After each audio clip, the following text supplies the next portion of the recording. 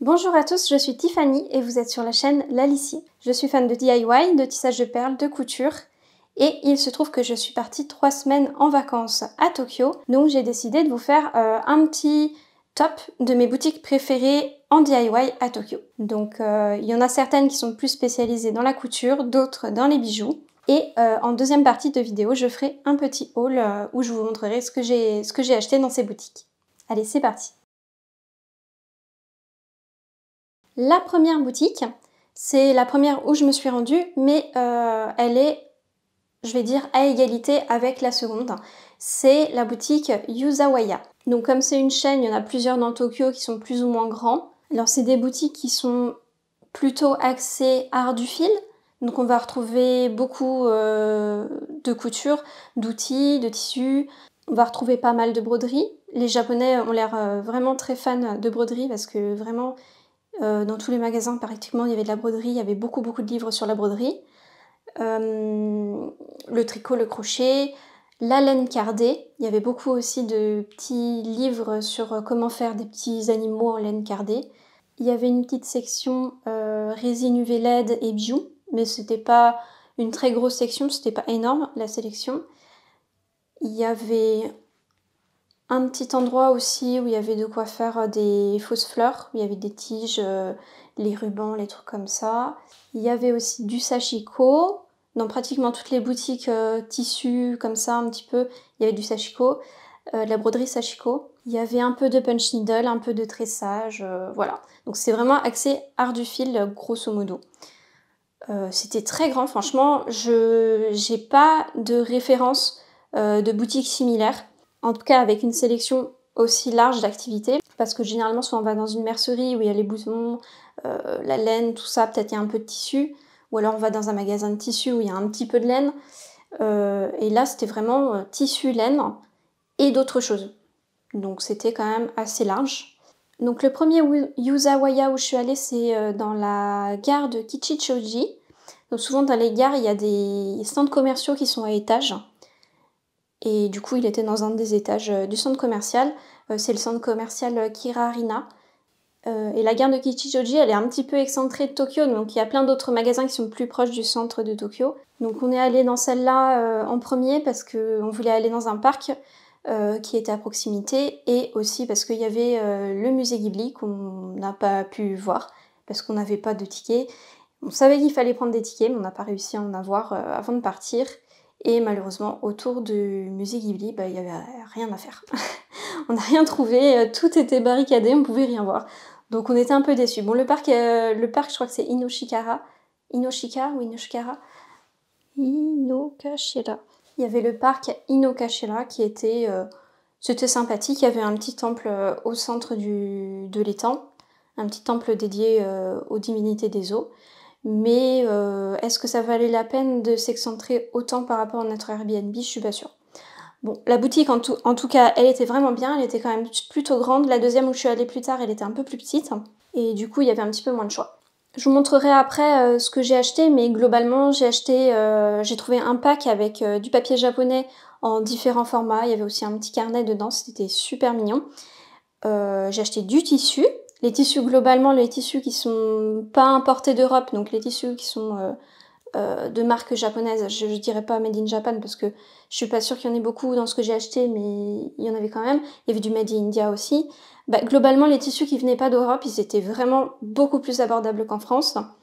Donc j'en ai acheté plein, sans tenir compte du fait qu'on allait acheter 2 autres valises à la fin du séjour. Donc là, c'était peut-être un peu moins intéressant, mais on savait déjà qu'on allait repartir avec 4 valises, donc bon, voilà. Mais globalement, si vous avez de la place dans votre valise et que vous avez un projet en tête, les tissus, ils sont vraiment beaucoup plus abordables qu'en France.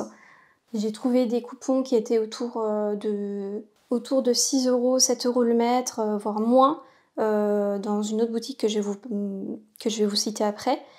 Et du coup, c'est vraiment intéressant comparé en France. Depuis combien d'années on ne trouve plus de tissus à moins de 12 € le mètre? Enfin voilà. Enfin moi, à chaque fois que j'y vais, je regarde les prix des tissus, je suis estomaquée.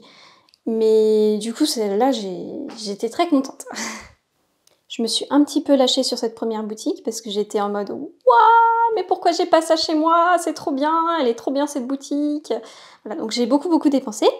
Du coup, le vendeur, il m'a proposé une carte fidélité à acheter à 550 yens et ça me donnait des réductions. Moi, j'avais eu moins 20% sur pas mal de tissus et tout. Donc c'était très vite rentabilisé, même si j'y suis allée que 2 fois au final. Donc c'est une carte de fidélité annuelle. Et bon, le personnel parlait pas très bien anglais, parlait pas du tout anglais même. Et j'avais cette carte qui était toute en japonais. Et on me demandait mon numéro de téléphone, mon adresse. Je dis au monsieur, bah, je suis de passage, donc est-ce que c'est nécessaire? Est-ce que je peux l'avoir quand même, la carte et tout? Il m'a dit oui, c'est bon. Puis j'ai juste écrit mon nom et mon prénom, et puis voilà. Après, par contre, du coup, j'ai pas pris le tax-free, j'ai pas demandé. Je suis pas sûre que c'était compatible entre les deux. Peut-être que j'aurais pu cumuler les deux. Le tax-free, c'est quand vous achetez des produits à l'étranger, quand vous êtes touriste, vous pouvez vous faire rembourser la TVA. Donc, ou alors vous la payez pas là. Pour le coup, c'est vous payez pas la TVA, mais il faut pas utiliser les produits jusqu'à ce qu'on quitte le territoire. Et je crois que c'est limité à 450 € maximum d'achat. Faudrait que je vérifie, je le mettrai par-dessus la vidéo. Mais oui, j'ai pas demandé, et puis beaucoup de fois j'ai pas demandé parce que j'osais pas ou parce que j'atteignais pas le plafond. Mais si jamais vous êtes motivé pour essayer de faire réduire encore un petit peu le prix, vous pouvez demander. Je pense il me semble bien qu'ils font tax free, mais peut-être pas toutes les boutiques.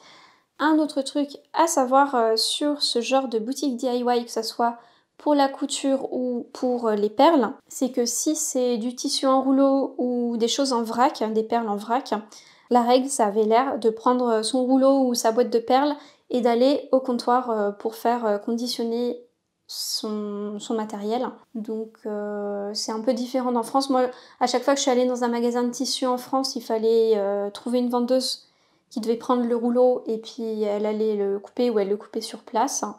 Et là, c'était différent. Tu prends le rouleau toi-même, tu prends tes rouleaux, tes boîtes de perles, tu vas voir le vendeur, tu lui dis je veux tant de mètres et il coupe, il reste à sa place. Et après, il ou elle range les rouleaux sur un chariot et ils vont ranger au fur et à mesure les rouleaux dans les rayons. Donc une fois qu'on a compris ça, ça va, mais au début j'étais un peu qu'est-ce que je fais? J'attendais une vendeuse, j'attendais un vendeur, j'osais pas trop demander. Mais au final, du coup, c'est beaucoup plus facile parce qu'il n'y a pas à savoir parler trop de japonais. On dit bonjour, je voudrais tant de mètres. Et puis c'est beaucoup plus facile. Le deuxième Yuzawaya où je suis allée, c'est le Yuzawaya qui est à côté de la gare d'Okashimachi, donc un peu plus au centre-ville. Il était un petit peu plus petit, m'a semblé. J'avais besoin de pas grand-chose, donc j'y suis pas restée longtemps. Mais par contre, j'ai eu un peu de mal à le trouver. C'était encore dans un centre commercial à étage, sauf que je voyais partout, en gros, Uniqlo, mais je voyais pas Yuzawaya. Mais du coup, c'était vraiment dans le bâtiment Uniqlo, encore une fois, à l'étage. Donc en numéro 2, je suis allée à Okadaya Shinjuku. C'est un concurrent à Yuzawaya et c'est globalement le même concept de boutique, donc vous allez retrouver à peu près les mêmes choses, vous allez retrouver beaucoup de produits similaires aussi. Ce magasin-là spécialement, il était aussi dans un building sur plusieurs étages. Et il y avait par exemple un étage consacré au cosplay, donc ça c'était un petit peu différent de Yuzawaya. Pour ceux qui ne connaissent pas le cosplay, c'est le fait de se déguiser en personnage d'animé, en personnage de jeux vidéo, et c'est généralement les gens ils font leur propre costume, après ils font des compétitions où ils font des petits scénarios ou des choses en rapport avec le personnage. Et c'est une activité créative où les gens ils font quand même des costumes assez magnifiques, très précis, et ils ont besoin de matériel un peu spécifique, par exemple de la mousse pour certains trucs, des tissus spéciaux, des chaînes spéciales, enfin voilà, des trucs qui vont permettre de recréer le personnage. Donc il y a un étage qui est consacré plutôt à ce genre de tissu, à ce genre d'accessoires, aux perruques, au maquillage, voilà. Et sinon pour le reste, ça ressemblait vraiment à Yuzawaya sur plusieurs étages. Il était très grand celui-là, celui de Shinjuku. Donc pareil, au début je le trouvais pas, en plus il pleuvait des cornes. Je suis arrivée devant un truc fermé, un grillage fermé, où il y avait marqué Okadaya, et je dis mais je comprends pas, pourtant c'est marqué que c'est ouvert sur Google Maps, je comprends pas. Et j'ai fait le tour et tout, et en fait c'était juste à côté. Voilà, c'est juste que le rez-de-chaussée n'est pas du tout un magasin de loisirs créatifs. Je sais plus exactement ce que c'était, je crois que c'était de la vente de petits accessoires mignons, ce genre de choses. Le deuxième et troisième étage aussi, c'était un truc comme ça. Peut-être un pop-up store. Et c'était les étages du dessus qui étaient consacrés aux loisirs créatifs. En numéro 3, un de mes coups de cœur, mais parce qu'il est un petit peu différent de tous les autres magasins que j'ai vus, c'est Shibuya Ends. Donc leur logo, en fait, c'est le kanji de la main. Et ils vendent des choses qui sont un peu en rapport avec l'artisanat et les activités manuelles en règle générale, mais il n'y avait pas que ça, il y avait aussi un étage sur la cuisine, un étage literie, donc c'était un peu beaucoup de choses différentes. Alors ce qu'il faut savoir sur Shibuya End, c'est que c'est un bâtiment qui est construit en demi-étage. Donc c'était un peu difficile de s'y retrouver parce que des fois, sur un même étage, on allait avoir 2 demi-étages de chaque côté, et puis à d'autres non, enfin c'était un peu... Moi je me suis perdue, honnêtement je me suis perdue à un moment, j'ai vu un produit que je voulais acheter, je me suis dit bon bah je repasserai quand j'aurai fini, et puis après j'ai passé 10 minutes à chercher l'étage parce que je ne savais plus où c'était, et j'arrêtais pas de remonter, de redescendre, de tourner, je savais plus où j'étais. Enfin voilà. Donc si jamais vous voyez quelque chose qui vous plaît à un étage, prenez-le tout de suite parce que sinon vous n'allez pas forcément le retrouver.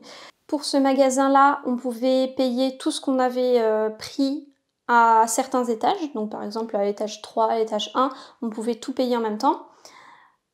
Par contre faites attention parce qu'il y a pas mal de boutiques comme ça à étage où il faut payer à chaque étage. Donc généralement c'est indiqué. Comme c'est Tokyo qui a plein de touristes, c'est indiqué en anglais aussi.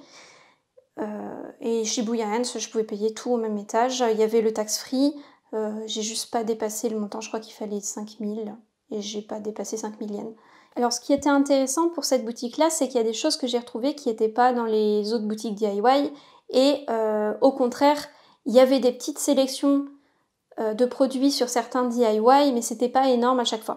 Donc il y avait un petit peu de coupons de tissu, il y avait un petit peu de bijoux et de résine UV, il y avait un petit peu de papeterie, un petit peu de papier japonais, enfin voilà. Ce que j'ai trouvé intéressant, c'est qu'à chaque étage, bon après c'est parce que je suis touriste, hein, mais à chaque étage, il y avait un petit stand, un petit endroit où vous avez mis des petits objets artisanaux à ramener en souvenir et des choses comme ça. Et aussi, il y avait toute une section, plusieurs demi-étages qui étaient consacrés au travail du bois. Donc il y avait pas mal de produits et d'outils différents par rapport au bois et je trouvais ça intéressant qu'il y ait ça. Il y avait aussi un étage qui était consacré qui avait plein de rouleaux de vinyle. Donc pour les personnes qui font de la cricut, je pense que ça peut être intéressant. Il y avait plein d'effets différents, en gros format, voilà, en gros lot, de la peinture. Donc ça c'était plus, je pense, un demi-étage qui était consacré au matsuri pour les gens qui veulent faire des pancartes, des panneaux et ce genre de choses. J'ai trouvé ça intéressant parce qu'il y avait beaucoup de choses différentes dedans. Après, est-ce que c'est vraiment un magasin de loisirs créatifs? Je vais dire oui, mais en condensé. En quatrième magasin incontournable à visiter si vous êtes tisseuse de perles ou tisseur de perles, c'est la boutique Miyuki Factory. Donc Miyuki Factory, si je traduis en anglais, ça fait usine Miyuki, mais c'est une boutique. Je suis presque sûre que c'est la boutique de Miyuki, même s'ils ont l'air d'en avoir une autre là où il y a leur usine près de Hiroshima, dans la préfecture d'Hiroshima, donc c'est un peu loin. Là, c'est la boutique Miyuki, je pense, officielle de Tokyo, et vous allez y retrouver toutes les perles que Miyuki vend actuellement. C'est-à-dire que les références arrêtées, vous n'allez pas les trouver forcément, mais il y avait vraiment énormément de références. Il y avait toutes les références, je pense, de Miyuki. Donc ça, c'était vraiment bien. Le seul truc, c'est que c'était pas moins cher qu'en France. C'était même plus cher pour certaines références. Et voilà, c'était pas forcément hyper intéressant. J'ai pas vu s'ils faisaient tax-free.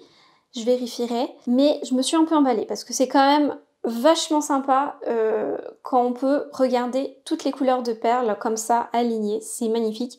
Et du coup, je me suis un peu emballée et j'ai fait pas mal de dépenses alors que si ça se trouve, certaines des perles, je les avais peut-être déjà en stock. J'avais pas mon inventaire de fait. Je pense que c'est quand même un endroit incontournable parce que c'est quand même super beau de voir toutes ces couleurs de perles alignées. Si on cherche une référence précise, on va la trouver. Si on veut voir une couleur précise, on va la voir. Il y a des échantillonneurs avec toutes les perles qui sont tissées pour voir ce que ça donne pour les délicats 11-0. Donc c'était super. Juste à mon avis, ils se sont alignés sur leurs revendeurs à l'étranger et les prix sont pas forcément intéressants. Ensuite, en autre boutique super sympa qui m'a été conseillée par Mariette Bessac sur Instagram, c'est Kiwesei Sakujo. C'est pareil, c'est une chaîne. Pour le coup, Miyuki, il n'y a qu'un seul magasin à Tokyo. Celle-ci, il y en a plusieurs. Moi, je suis allée à celui de Ginza qui m'avait été conseillé par Mariette. Apparemment, ils font café aussi, mais il me semble que quand j'y suis allée, soit c'était fermé, soit vraiment j'ai pas fait attention. Mais ils ont l'air de faire café créatif. Et les autres non par contre. J'ai l'impression que c'est juste celui de Ginza. Donc pour le coup là c'était vraiment une boutique qui ressemble à ce que vous pouvez trouver à Perlenko. C'est juste plus orienté sur les goûts des japonaises. Donc on va retrouver plus de choses mignonnes, délicates, comment dire, élégantes. Alors que Perlenko en ce moment c'est plutôt gros bijoux ostentatoires. Là ça va être vraiment des choses mignonnes, délicates. Donc totalement ce que j'aime. Et j'ai trouvé des petites pépites, des petites breloques trop mignonnes. Voilà, donc j'ai acheté quelques trucs, mais bon ça va vite, hein, les petites breloques à 200 yens, au bout d'un moment ça coûte cher quand même. Et ce qui était intéressant aussi par rapport à ce magasin-là, il y avait vraiment une grosse sélection. J'ai l'impression que leurs magasins, ils ont tous une belle sélection quand même d'apprêts, de perles et l'une de leurs spécialités, c'est les cristaux d'une certaine marque européenne qu'on ne peut plus trop citer parce qu'ils ont plus envie d'être associés au DIY. Du coup, il y avait un bon tiers de leur magasin qui était consacré à cette marque, mais sous leur propre marque parce que cette marque de cristaux, ce fabricant de cristal, autorise la revente, mais sous un autre nom inventé par le revendeur. Alors les packaging, ils étaient au nom de leur marque, mais c'est du rebranding, hein. C'est un revendeur, c'est pas un fabricant. Et j'ai retrouvé pas mal de leur packaging dans d'autres boutiques dans Tokyo aussi. Au niveau de la sélection des rocailles, c'était pas énorme, donc si vous voulez une belle sélection de rocailles, il vaut mieux aller à la Miyuki. Mais par contre, pour les apprêts, c'était vachement sympa et il y a des choses un peu plus mignonnes que ce qu'on peut retrouver des fois en France, mais bon, ça dépend des boutiques, hein. Il y a certaines boutiques où peut-être vous allez retrouver les mêmes produits.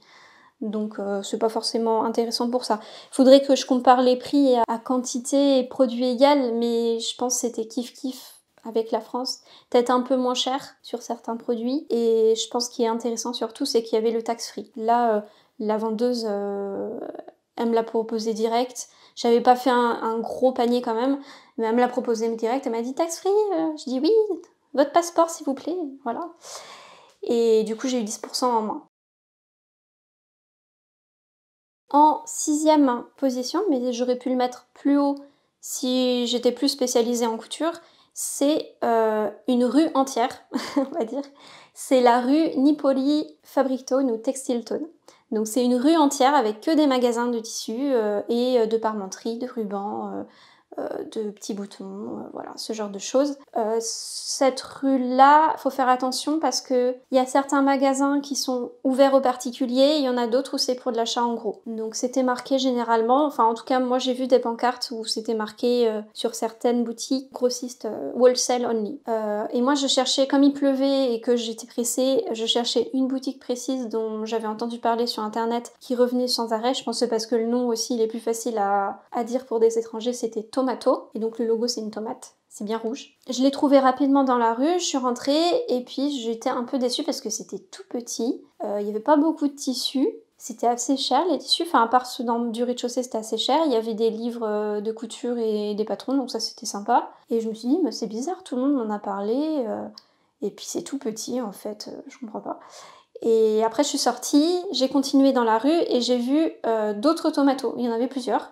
Donc je suis rentrée dans un deuxième, et là celui-là était totalement différent, c'était que sur les tissus d'ameublement. Donc je fais bon, bah ok, donc si ça se trouve, en fait ils sont par type d'activité, par type de tissu, et va falloir que j'aille dans chaque tomato pour regarder. Bon, heureusement le troisième tomato où je suis rentrée, là c'était le tomato que je cherchais, avec plein de tissus japonais au rez-de-chaussée.